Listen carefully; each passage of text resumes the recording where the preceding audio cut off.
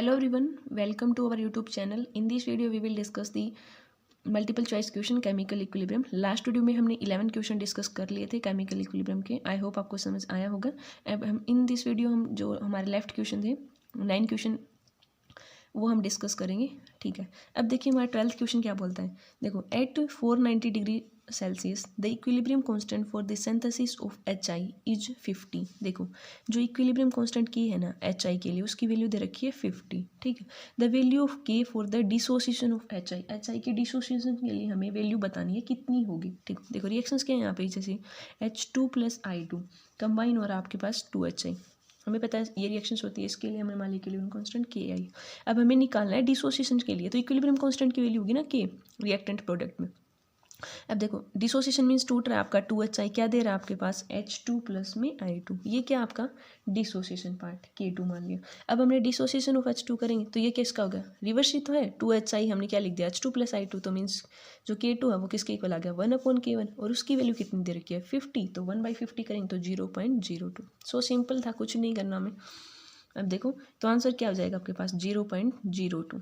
ठीक है, अब देखिए नेक्स्ट 13 क्वेश्चन क्या बोलता है आपके पास. देखो 13 क्वेश्चन क्या बोल रखा है कि कितनी वैल्यू दे रखी है. देखो PCl3 + में Cl2, वो क्या दे रहा है आपके पास PCl5. ठीक है, देखो वो PCl5 दे रखा है आपके पास.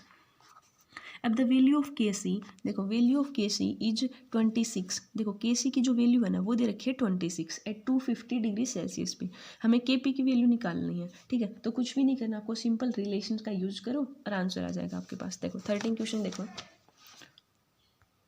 अब देखिए, अब हम डिस्कस करते हैं 13 क्वेश्चन डिस्कस कर रहे थे. क्या बोल रखा है यहाँ पे, देखो रिएक्शंस दे रखी है PCl3 + Cl2 गिव दे रखा है PCl5. Kc की वैल्यू दे रखी है आपके पास, Kc कितना है 26 है. ठीक है, हमें वैल्यू बतानी है Kp की. तो क्या रिलेशन होता है Kp = Kc RT इंटू में del n. क्या करेंगे, फर्स्ट हम del n की वैल्यू कैलकुलेट करेंगे. दिस रिएक्शंस के लिए क्या हो जाएगी del n की वैल्यू. प्रोडक्ट के कितने मोल है 1, रिएक्टेंट के कितने हैं 2, तो 1 - 2 करेंगे कितना आ गया -1. या पुट करेंगे तो क्या हो जाएगा Kp = Kc RT. del n क्या हो जाएगा -1, तो दैट मीन Kp = Kc/RT. ठीक है, Kc की वैल्यू कितनी दे रखी है 26. R क्या होता है गैस कांस्टेंट, कितनी वैल्यू होती है उसकी 0.0821. टेम्परेचर देखो, टेम्परेचर कितना दे रखा है आपके पास 250 दे रखा है. 250 केल्विन में चेंज करेंगे तो हमें पता है 273.15, तो कितना आ जाएगा 523.15. ये टेम्परेचर की वैल्यू होगी. यहाँ पुट कर दो 523.15. जब आपको सोल्व करेंगे तो आपका आंसर आएगा 0.61. तो क्या आंसर आ जाएगा आपका D. ठीक है, कुछ नहीं करना, सिंपल जो फॉर्मूला था उसका यूज़ किया हमने. Kp = Kc RT del n की वैल्यू निकाल ली और हमें पता था गैस कांस्टेंट T गिवन था, फॉर्मूले में रख दिया, आंसर निकल गया आपका. अब देखो 14 क्वेश्चन क्या बोल रखा है. The degree of dissociation of die nitrogen tetroxide, देखो N2O4 है. 14 क्वेश्चन देखो आप क्या है कि N2O4 गैस क्या दे रखा है 2NO2 at temperature T and total pressure P. देखो फर्स्ट आप रिएक्शंस लिख लीजिए, क्या है N2O4 क्या दे रखा है आपके पास 2NO2. ये तो हमें पता है गैसेज में है. ठीक है, टेम्परेचर T है, टोटल प्रेशर आपका P is alpha. The equilibrium constant Kp at this temperature. अब हमें Kp की वैल्यू कैलकुलेट करनी है. अब देखो पहले आप इनिशियल में देखो, स्टार्टिंग में ये इतना 1 मोल था, तब आपका स्टार्टिंग में जब प्रोडक्ट में कन्वर्ट नहीं हुआ तब तो आपका रिएक्टेंट तो कंप्लीट था 100% एंड प्रोडक्ट में तो 0. तो ये तो गया इनिशियल पे, एंड बाद में इक्विलिब्रियम पे पहुंच गया तब कितना हो गया. देखो अल्फा है ना, टोटल प्रेशर P अल्फा, तो इसमें से हमारे अल्फा माइनस हो जाएगा क्योंकि रिएक्ट कन्वर्ट हो रहा है. जब इक्विलिब्रियम में क्या होता है कि रिएक्टेंट और प्रोडक्ट के दोनों का, तो ये हो गया 1 - अल्फा. इसका ऑलरेडी अल्फा था 1 और बढ़ जाएगा क्योंकि प्रोडक्ट में कन्वर्ट हो गया ना आपका, तो 1 + अल्फा कितना आ गया 2 अल्फा. तो ये तो इक्विलिब्रियम की कंडीशन होगी, ये इनिशियल की. अब हमें पता है इक्विलिब्रियम कांस्टेंट क्या होता है प्रोडक्ट का बाई रिएक्टेंट का रेशियो. तो प्रोडक्ट में क्या आपके पास NO2, देखो पार्शियल प्रेशर जो NO2 का कितना है, एंड हमें पता है पावर है तो इसका स्क्वायर हो जाएगा. नीचे क्या हो जाए पार्शियल प्रेशर किसका N2O4 का. ठीक है, अब हम क्या करेंगे, अब पहले आप क्या करो पार्शियल प्रेशर NO2 का कैलकुलेट कर लीजिए एंड यहाँ पे कर लीजिए N2O4 का. ठीक है, तो पार्शियल प्रेशर NO2 का कैलकुलेट करेंगे तो क्या हो जाएगा प्रेशर इंटू जो कंसर्ट कितनी है आपकी 12. ठीक है, बाई टोटल, तो टोटल कितनी है 1 + अल्फा. देखो टोटल कैसी होगी 1 - अल्फा + 2 अल्फा, तो कितनी आ गई 1 + अल्फा. तो P × 2 अल्फा बाई 1+, ये तो हो गया NO2 की. N2O4 के लिए करेंगे तो प्रेशर इंटू इसकी कंसनट्रेशन कितनी थी इक्विलिब्रियम पे 1 - अल्फा. नीचे टोटल क्या था आपका P इंटू में 1 + अल्फा. ठीक है, आपके पास ये टर्म आ गई है. अब देखिए ये पी नहीं था, यहाँ पे 1 + अल्फा ही था, यहाँ पे पुट कर दीजिए, सिंपल। प्रेशर ऑफ NO2 क्या हो जाएगा, स्क्वायर है तो यहाँ पे स्क्वायर कर लीजिए, पी का स्क्वायर 2 का square 4 alpha square by 1 plus में अल्फा स्क्वायर, बाई में क्या पुट कर देंगे N2O4 means P into 1 minus alpha by 1 plus में अल्फा, ये ऊपर जाएगा तो क्या हो जाएगा P into 4 alpha square by 1 alpha square, तो ये हो जाएगा 1 plus alpha by P into में ये स्क्वायर था ना यहाँ पे P स्क्वायर, ठीक है, एंड P इंटू 1 माइनस में अल्फा, देखो 1 प्लस अल्फा एक यहाँ से कट गया। अब हमें पता है A plus B A minus B क्या होता है ए स्क्वायर माइनस बी, तो नीचे एक P से P कट गया तो ऊपर क्या बच गया आपके पास P into 4 alpha by 1 minus में अल्फा स्क्वायर, तो क्या आंसर आ गया आपके पास P into 4 alpha square 1 minus alpha square. ठीक है, कुछ नहीं करना, सिंपल, हमने इक्विलिब्रियम कांस्टेंट की वैल्यू निकाली है, रेशियो पुट कर दिया, आंसर आ गया। अब देखिए नेक्स्ट क्वेश्चन क्या है हमारे पास 15 वाला क्या बोल रहा है कि which one of the following oxide of nitrogen will be the most stable one. देखो 4 डिफरेंट टाइप ऑफ रिएक्शंस दे रखे हैं 4, उनके लिए different type of equilibrium constant की वैल्यू गिवन है। यहाँ पे पूछ रखा कि विल बी द ज़्यादा स्टेबल कौन होगा, तो हम डिस्कस कर चुके हैं इक्विलिब्रियम कांस्टेंट की वैल्यू जितनी हाई होगी ना वो रिएक्शन उतनी ही ज़्यादा स्टेबल है, क्योंकि उतना ही ज़्यादा आपका रिएक्टेंट कन्वर्ट हो रहा है प्रोडक्ट में। तो यहाँ पे देखो रिएक्शन से ही सजेस्ट हो रहा है, देखो के की वैल्यू यहाँ पे 6.7 है, यहाँ 1.2 3 तो ऑल रिएक्शन में सबसे ज़्यादा किसके लिए है, फर्स्ट वाले के लिए, तो यही आपकी सबसे ज़्यादा स्टेबल हो जाएगी। 6.7 इंटू 10⁻16 वैल्यू है ना इसकी, हाईएस्ट वैल्यू है, तो 15 का आंसर ए आ जाएगा।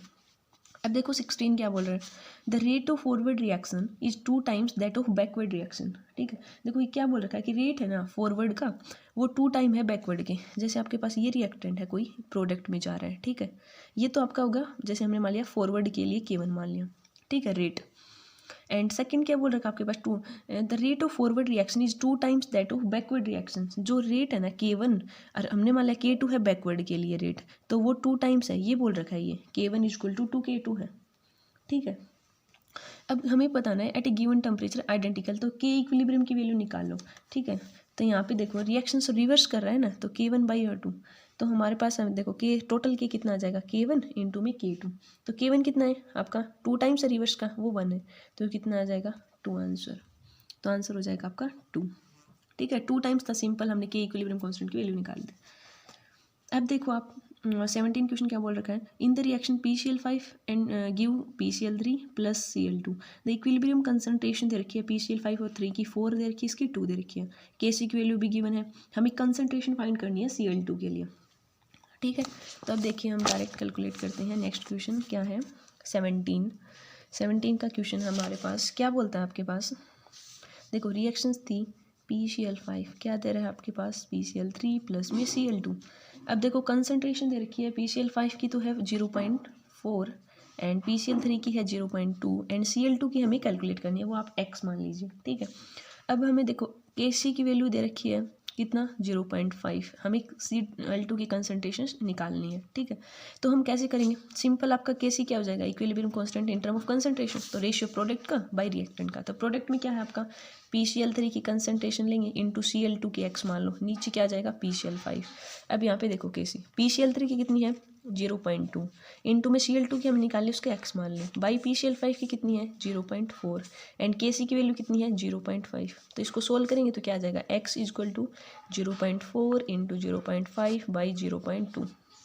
ठीक है, इसको सोल्व किया हमने तो यहाँ गया 2 2 दूनी 4 5 दूनी 10 तो 1.0, तो मीन्स x की वैल्यू 1 आ गई, तो Cl2 की कंसंट्रेशन 1 है यहाँ पे, तो आपका आंसर क्या हो जाएगा आपके पास 1, तो 17 का आंसर हो गया ए। ठीक है, एंड ये ऑल क्वेश्चन आप नोट कर लीजिए क्योंकि इनका सॉल्यूशंस बुक में नहीं है, ओनली आंसर गिवन है, तो आपको हेल्प मिलेगी डिफरेंट टाइप ऑफ एंट्रेंसेज में और वैसे भी। एंड इन रिएक्शंस देखो 18 क्वेश्चन क्या है A+2B गिव दे रखा है 2C।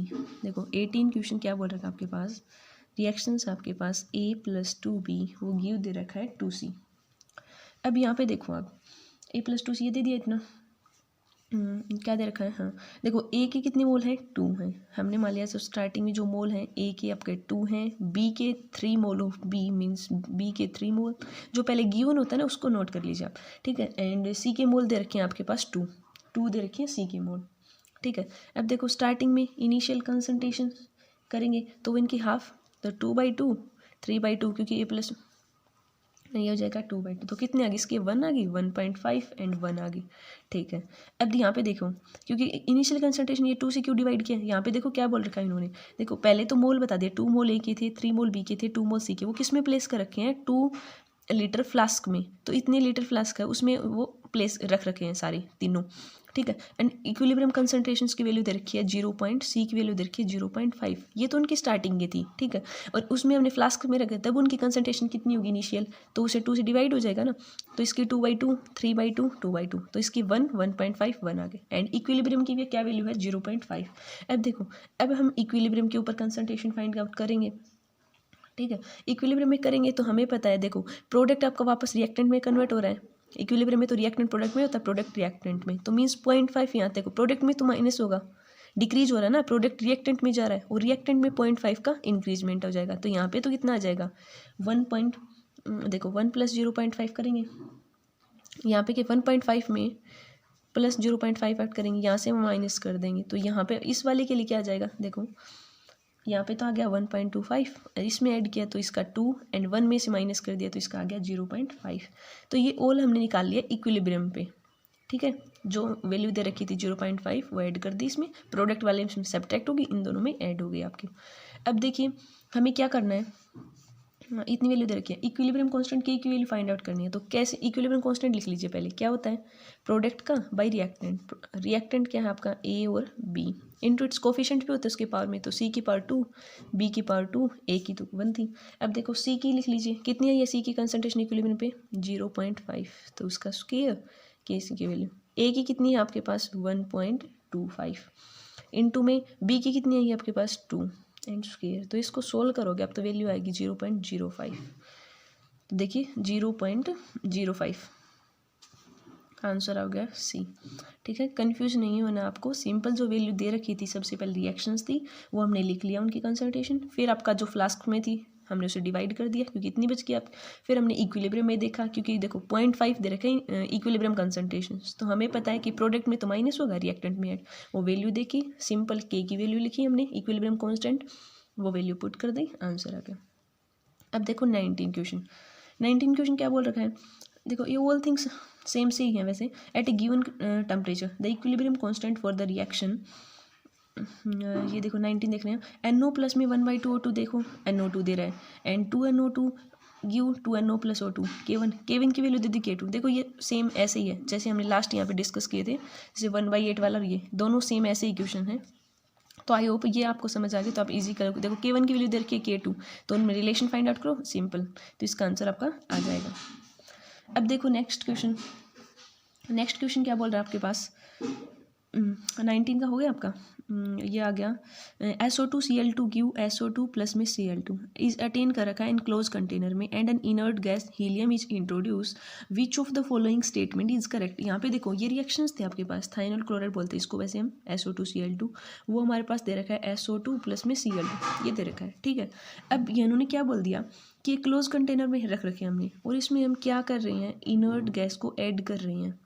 ठीक है, अब हीलियम इंट्रोड्यूस करवा दी, इनर्ट गैस हीलियम, तो ये पूछ रखा है कि उसकी कंसंट्रेशन में देखो SO2Cl2 इसकी कंसंट्रेशन पे क्या इफेक्ट होगा, या प्रोडक्ट की कंसंट्रेशन इंक्रीज होगी, डिक्रीज होगी, या कोई इफेक्ट नहीं होगा। अब देखो हमें पता है इनर्ट गैस होती है वो रिएक्ट तो करती नहीं है, इनर्ट गैस ये रिएक्ट नहीं, हमने 2 टाइप, देखो जो लीचेटल की एप्लीकेशंस थी उसमें हमने पढ़ा था कि इनर्ट गैस को हम ऐड करते हैं एट ए कॉन्स्टेंट वॉल्यूम, तब कोई इफेक्ट नहीं होता, कॉन्स्टेंट प्रेशर पे इफेक्ट होता है। ठीक है, तो हम देखो अब क्लोज कंटेनर तो वॉल्यूम तो यहाँ पे कांस्टेंट है, मींस यहाँ पे जो हम हीलियम को इंट्रोड्यूस कर रहे हैं तो वहाँ पे कंसंट्रेशन का कोई चेंज नहीं होगा, ना ही तो SO2Cl2 की इंक्रीज होगी ना ही डिक्रीज होगी। देखो वैसे बुक में आपका आंसर दे रखा है concentration of CO2 and SO2 is increase, but according to me option ही नहीं दे रखा, वैसे यहाँ पे होना चाहिए कि नो इफेक्ट ऑन इक्विलिब्रियम पे कोई इफेक्ट नहीं होगा जब आप इनर्ट गैस को ऐड कर रहे हो। ठीक है, और आप चेक कर लेना, आपको डिफरेंट आंसर लगे इसका रीज़न तो आप प्लीज़ कमेंट जरूर करना ताकि मुझे भी पता चले। ठीक है, तो आई होप आपको ऑल थिंग्स समझ आई होंगी। Thanks for watching my channel, and ये क्वेश्चंस ज़रूर आप कमेंट करना, आप खुद सोल्व करना या अपने टीचर से। ओके।